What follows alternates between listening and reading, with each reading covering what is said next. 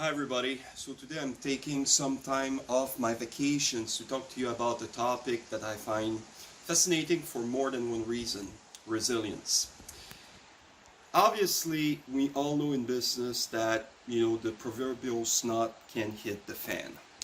And that actually happened to us, to my daughters and I, 2 days ago. Went for a canoe trip on the Osable River that is just right next door, and we went all the way up to the Champlain Lake, except that 2 days ago there was a lot of wind, and we tried to circumvent a sandbank, and we ended up being in a lot of waves, and then eventually we capsized.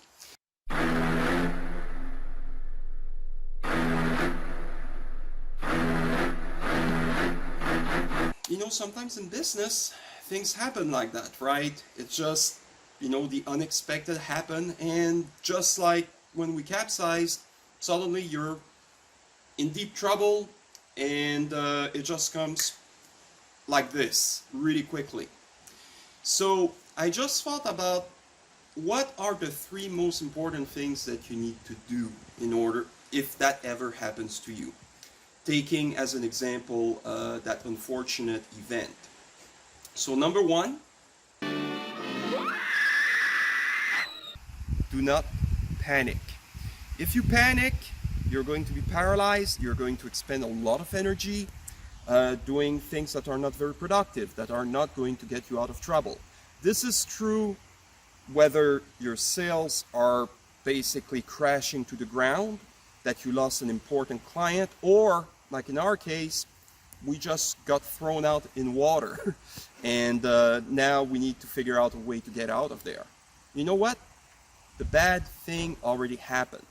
So don't panic, stay cool, and move on to the next step, which is... Always had a plan within a plan within a plan leading to a trap. Planning. So first off, we need to figure out a plan, and then we need to execute on that plan. For us, in that canoe that was treading water, it meant we need to go back to the shore, which is about 100 meters away, and we need to do that safely, and we need to do that effectively, because I don't know if you know, but a canoe full of water, that's pretty heavy. Through some smarts, but also a lot of efforts, we're able to bring the canoe back to the sandbank.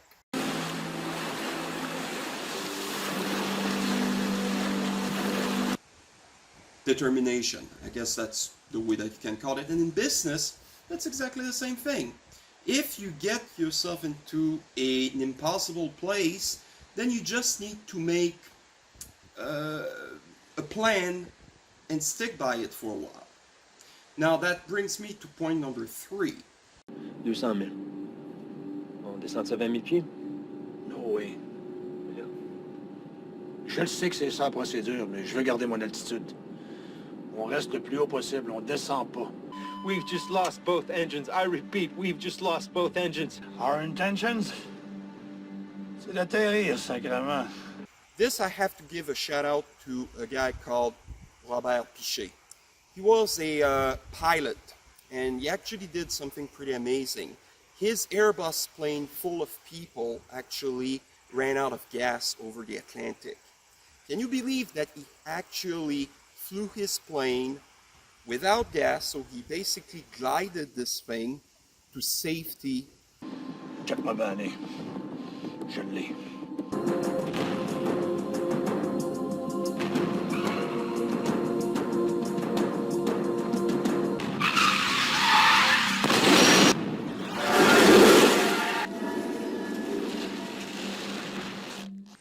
I read his book about how he actually developed these skills to cope with like really nasty situations. He actually honed his skills on the icy strips, landing strips of Quebec. And at night they were going out between pilots, sharing like the good stuff that happened to them and like the hard stuff that they had to deal with.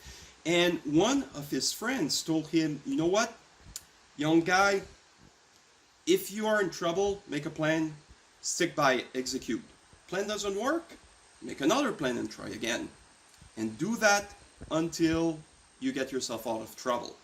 That's something that I'm trying to do in my own line of business, and I think that we can all agree that this is definitely the way to do it. It's resilience, right? C'est pas de même ça va finir. C'est pas vrai. In business, it's the same thing. Sometimes our first plan, no matter how well we execute on it, is not going to work. That's unfortunate. We're not gods, so we're not perfect. But there's always a way forward. You try and try and try again until you get yourself out of the woodworks.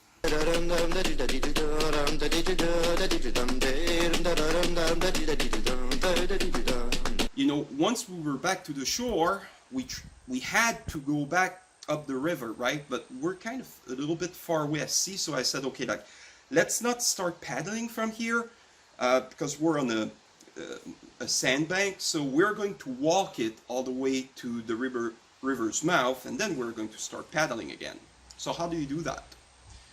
Well, we could have portaged, and we tried it, except that we realized that, you know, maybe I can, you know, hold the canoe like this. My daughters were less comfortable, and then we made another plan, which was, well, just be on the side of the water and then put the canoe there and then kind of tractor it all the way to the mouth of the river.